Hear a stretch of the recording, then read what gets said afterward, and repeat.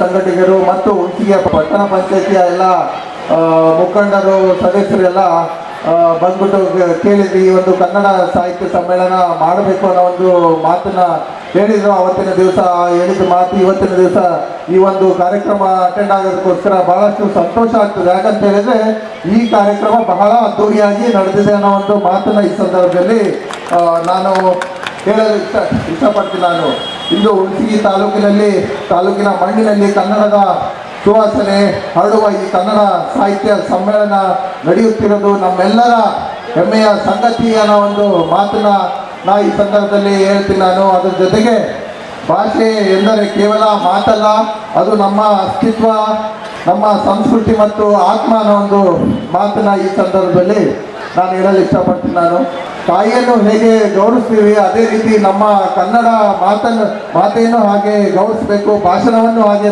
ಗೌರವಿಸಬೇಕು ಅನ್ನೋ ಒಂದು ಮಾತನ್ನ ನಾನು ಈ ಸಂದರ್ಭದಲ್ಲಿ ಹೇಳ್ತೀನಿ. ಈ ಕನ್ನಡ ನಾಡಿನಲ್ಲಿ ಪಂಪ, ರನ್ನ, ಬಸವಣ್ಣನವರು, ಕನಕದಾಸರು, ಶರಣರ ವಚನಗಳು ಇವೆಲ್ಲವೂ ಕನ್ನಡ ಶ್ರೀಮಂತ ಪರಂಪರೆಯನ್ನು ನಮಗೆ ನೀಡಿದೆ ಅನ್ನೋ ಒಂದು ಮಾತನ್ನ ಈ ಸಂದರ್ಭದಲ್ಲಿ ನಾನು ಹೇಳಲು ಇಷ್ಟಪಡ್ತೀನಿ. ಹುಣಸಗಿ ತಾಲೂಕು ಕೂಡ ಸಾಹಿತ್ಯ, ಸಂಸ್ಕೃತಿ, ಜಾನಪದ ಕಲೆಗಳು, ಸಾಹಿತ್ಯದಲ್ಲಿ ಕಥೆಗಳು, ರೈತರ ಬದುಕು, ನಮ್ಮ ಜೀವನ ಹೇಗಿರ್ತದೆ ಅನ್ನೋ ಒಂದು ಪಾಠವನ್ನು ಹೇಳ್ಕೊಡ್ತದೆ ಸಾಹಿತಿ ಅನ್ನೋ ಒಂದು ಮಾತನ್ನ ಈ ಸಂದರ್ಭದಲ್ಲಿ ತಮ್ಮೆಲ್ಲರೂ ನಾನು ಹೇಳಲು ಇಷ್ಟಪಡ್ತೀನಿ. ನಾನು ಅದ್ರ ಜೊತೆಗೆ ಸುರಪೂರು ಏನು ಸಂಸ್ಥಾನ ಇತಿಹಾಸ ಏನಾದ ನಮ್ಮ ರಾಜರು, ಸಗರನಾಡಿನ ರಾಜರು, ನಮ್ಮ ಹಿರಿಯರು ಈ ಒಂದು ಸಂಸ್ಕೃತಿಯನ್ನ, ಕನ್ನಡವನ್ನು ಶಾಲೆಯಲ್ಲಿ ಮಾತ್ರ ಅಲ್ಲ, ನಾವು ಕನ್ನಡ ಹೊರಗಡೆ ಸಹಿತ ಮಾತಾಡಬೇಕು. ನಮ್ಮ ಮೊದಲನೇ ಪಾಠ ಎಲ್ಲಿಂದ ಸ್ಟಾರ್ಟ್ ಆಗ್ತದೆ ಅಂದರೆ ಕನ್ನಡದಿಂದ ಸ್ಟಾರ್ಟ್ ಆಗ್ತದೆ. ನಮ್ಮ ತಂದೆ ತಾಯಿಯೇ ಮೊದಲ ನಮ್ಮ ಟೀಚರ್ ಆಗ್ತಾರೆ. ಅದನ್ನ ಸ್ಕೂಲ್ನಲ್ಲಿ ಕಲಿತು ಈ ಕನ್ನಡ ಭಾಷೆಯನ್ನ ಉಳಿಸ್ಬೇಕು ಅನ್ನೋ ಒಂದು ಮಾತನ್ನ ಎಲ್ಲ ಹಿರಿಯರಲ್ಲಿ ನಾನು ಹೇಳ್ತೀನಿ. ನಾನು ಮೊದಲೇ ಹೀರೋ ಯಾರಾಗ್ತಾರೆ ಅಂದ್ರೆ ನಮಗೆ ನಮ್ಮ ತಂದೆ ತಾಯಿ ಏನು ಮಾಡ್ತಾರೆ ಅದನ್ನ ನೋಡ್ಬಿಟ್ಟು ಮಕ್ಕಳು ಕಲಿತಾರೆ. ಹಾಗಾಗಿ ತಾವೆಲ್ಲರೂ ಕನ್ನಡವನ್ನ ಬೆಳೆಸಿ ಅದಕ್ಕೆ ಒಂದು ಮರ್ಯಾದೆ ಕೊಟ್ಟರೆ ಮಕ್ಕಳು ಸಹಿತ ಅದನ್ನ ಮುಂದಿನ ಪೀಳಿಗೆಗೆ ತಗೊಂಡು ಹೋಗ್ತಾರೆ ಅನ್ನೋ ಒಂದು ಕನ್ನಡ ಜೊತೆಗೆ ನಮ್ಮ ಧರ್ಮ ಏನಂತ ಹೇಳಿದ್ರೆ ಬೇರೆ ಎಲ್ಲ ಭಾಷೆಗಳನ್ನು ಅಷ್ಟೇ ಗೌರವದಿಂದ ಕಾಣಬೇಕು. ಕನ್ನಡದವರು ಬಹಳ ಹೃದಯವಂತರು. ಅದನ್ನ ಯಾಕೆ ಹೇಳ್ತೀನಿ ಅಂತ ಹೇಳಿದ್ರೆ ಬೆಂಗಳೂರು ನೋಡ್ಬೋದು, ರಾಜಧಾನಿ ಆಗಿರೋದು ಕರ್ನಾಟಕದಲ್ಲಿ, ಕ್ಯಾಪಿಟಲ್ ಸಿಟಿ ಆಗಿದೆ ಬೆಂಗಳೂರು. ಅಲ್ಲಿ ನೋಡ್ಬೋದು ಎಲ್ಲ ಜಾತಿಯವರು ಬಂದ್ಬಿಟ್ಟು ಬೆಂಗಳೂರು ಬೇರೆ ಸ್ಟೇಟ್ಗೆ ಹೋಗೋದಕ್ಕಿಂತ ಹೆಚ್ಚು ಬೆಂಗಳೂರಿಗೆ ಬರಕ್ಕೆ ಇಷ್ಟಪಡ್ತಾರೆ. ಯಾಕಂತ ಹೇಳಿದ್ರೆ ನಮ್ಮ ಕನ್ನಡದವರು ಬಹಳ ಹೃದಯವಂತಿಕೆಯಿಂದ ಅವರನ್ನೆಲ್ಲ ಬರಮಾಡಿಕೊಂಡು ನಮ್ಮ ಕನ್ನಡದ ನೆಲೆಯಲ್ಲಿ ಅವರು ಒಂದು ಸ್ಥಾನವನ್ನು ಕೊಟ್ಟರ ಅನ್ನೋ ಒಂದು ಮಾತನ್ನ ಈ ಒಂದು ಸಂದರ್ಭದಲ್ಲಿ ಹೇಳ್ತೀನಿ. ನಾನು ಶಾಸಕನಾದ್ಮೇಲೆ ನನ್ನ ಕರ್ತವ್ಯ ಕೇವಲ ರಸ್ತೆ ನೀರನ್ನ ಮಾಡೋದಷ್ಟೇ ಅಲ್ಲ, ನಮ್ಮ ಸಾಹಿತಿ, ನಮ್ಮ ಸಂಸ್ಕೃತಿ ಇವನ್ನೆಲ್ಲನೂ ಉಳಿಸಂತ ಕೆಲಸ ನನ್ನದಾದ.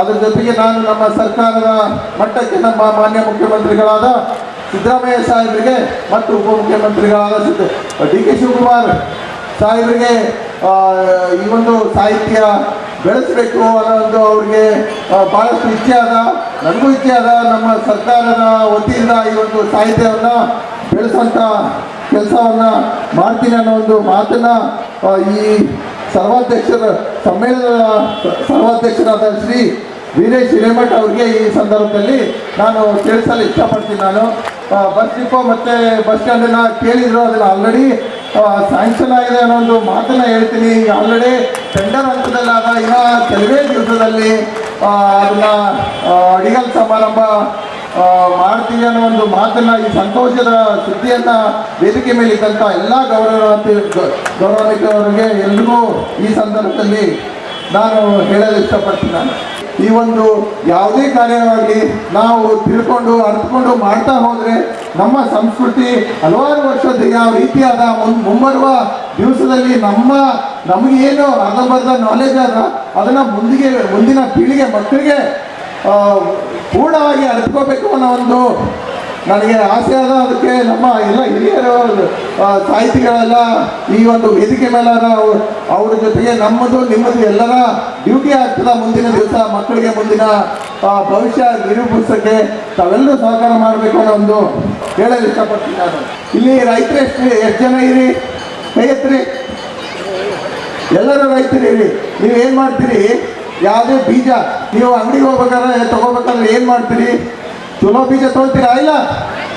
ಚಲೋ ಬೀಜ ತೊಗೊಂಡ್ರೆ ಚಲೋ ಫಸಲು ಕೊಡ್ತದ, ಚಲೋ ಫಸಲು ಕೊಟ್ಟರೆ ಒಳ್ಳೆ ಗಿಡ ಬರ್ತದ, ಅದಕ್ಕೆ ಹಣ್ಣು ಹಂಪಲು ಬೆಳಿತವೆ ಅನ್ನೋ ಒಂದು ಮಾತು ಎಲ್ರಿಗೂ ಅದ. ಅದೇ ರೀತಿ ನಾವು ಬೀಜ ಯಾವ ರೀತಿ ಆರಿಸ್ಕೊಳ್ತೀವಿ ಅದೇ ರೀತಿ ಮಾತನ್ನು ಒಂದು ಬೀಜ ಥರನೇ ನಾವು ಒಳ್ಳೆಯ ನಮ್ಮ ಏನು ಮೈಂಡ್ ಏನು ಮಾಡ್ತದೆ ಅಂತ ಹೇಳಿದ್ರೆ ಎಲ್ಲ ಮಾತನ್ನು ಹೇಳ್ತಿರ್ತದೆ. ಆದರೆ ನಾವು ಯಾವ ರೀತಿ ಬೀಜವನ್ನು ಆರಿಸ್ತೀವಿ ಅದೇ ರೀತಿ ಒಳ್ಳೆಯ ಮಾತುಗಳನ್ನು ನಾವು ಆ ಬೀಜದ ಮೂಲಕ ಏನು ಮಾಡಬೇಕು, ಭೂಮಿ ಯಾವ ರೀತಿ ಅದ ನಮ್ಮ ಮನಸ್ಸದ, ಆ ಮನಸ್ಸಲ್ಲಿ ನಮ್ಮ ಮನಸ್ಸಲ್ಲಿ ಬೇರೆಯವ್ರ ಮನಸ್ಸಲ್ಲಿ ಆ ಬೀಜವನ್ನು ನೆಟ್ಟಾಗ ಈ ಗಿಡಗಳು ಯಾವ ರೀತಿ ಬೆಳೆದ್ಬಿಟ್ಟು ಒಳ್ಳೆ ಗಾಳಿ ಬೆಳಕು ಕೊಡ್ತದ, ಅದೇ ರೀತಿ ನಮ್ಮ ಜೀವನನು ಯಾವ ರೀತಿ ಗಾಳಿ ಬಂದಾಗ ನಮ್ಗೆ ಎಷ್ಟು ಸಂತೋಷ ಆಗ್ತದ, ನಮ್ಮ ಜೀವನನು ಇದೇ ರೀತಿ ಸಂತೋಷ ಆಗ್ತದೆ ಅನ್ನೋ ಒಂದು ಮಾತನ್ನ ಈ ಸಂದರ್ಭದಲ್ಲಿ ಹೇಳಲು ಇಷ್ಟಪಡ್ತೀನಿ. ನಾನು ಇನ್ನೊಂದು ಮಾತು ಏನಂತ ಹೇಳಿದ್ರೆ, ನಾವು ಹಿರಿಯರನ್ನ ರೆಸ್ಪೆಕ್ಟ್ ಕೊಡಬೇಕು. ಆಮೇಲೆ ನಾವು ಎಲ್ಲ ಕಮ್ಯುನಿಟಿ ಜೊತೆಗೆ ಒಗ್ಗೂಡಿರಬೇಕು. ಇದೆಲ್ಲ ಯಾವುದು ಹೇಳ್ತದೆ ಅಂತ ಹೇಳಿದ್ರೆ, ನಮ್ಮ ಇತಿಹಾಸ, ನಮ್ಮ ಸಾಂಸ್ಕೃತಿಕ ಮತ್ತು ಸಾಹಿತಿ ಹೇಳ್ತದೆ. ಅದಕ್ಕೋಸ್ಕರ ಈ ಒಂದು ಸಾಹಿತ್ಯ ಸಮ್ಮೇಳನ ಏನು ತಾವೆಲ್ಲರೂ ಈ ರೀತಿ ಅದ್ದೂರಿಯಾಗಿ ಏನು ಆಚರಣೆ ಮಾಡಿರಿ, ತಮ್ಮೆಲ್ಲರಿಗೂ ಕೃತಜ್ಞತೆಯನ್ನು ಹೇಳ್ತೀನಿ, ಅಭಿನಂದನೆಯನ್ನು ನಾನು ಇವತ್ತಿನ ದಿವಸ ತಮ್ಮೆಲ್ಲರಲ್ಲೂ ನಾನು ಹೇಳಲು ಇಷ್ಟಪಡ್ತೀನಿ. ನಾನು ಕನ್ನಡ ನಾಡನ್ನು ಬೆಳೆಸ್ಯಾರ, ಅದಕ್ಕೆ ಅವರ ಸಾಹಿತಿಗಳಿಗೆ ಎಲ್ರಿಗೂ ಅಭಿನಂದನೆಯನ್ನು ಈ ಸಂದರ್ಭದಲ್ಲಿ ನಾನು ಹೇಳಲು ಇಷ್ಟಪಡ್ತೀನಿ. ಕನ್ನಡ ಸಾಹಿತ್ಯ ಸಮ್ಮೇಳನದ ಶುಭಾಶಯ ಮತ್ತೊಂದು ಬಾರಿ ಹೇಳುತ್ತಾ, ಜನ ಯಾವತ್ತೂ ನಿಮ್ಮ ಜೊತೆ ಇರ್ತದ, ಅದ್ರ ಜೊತೆಗೆ ಈ ಒಂದು ಕಾರ್ಯಕ್ರಮಕ್ಕೆ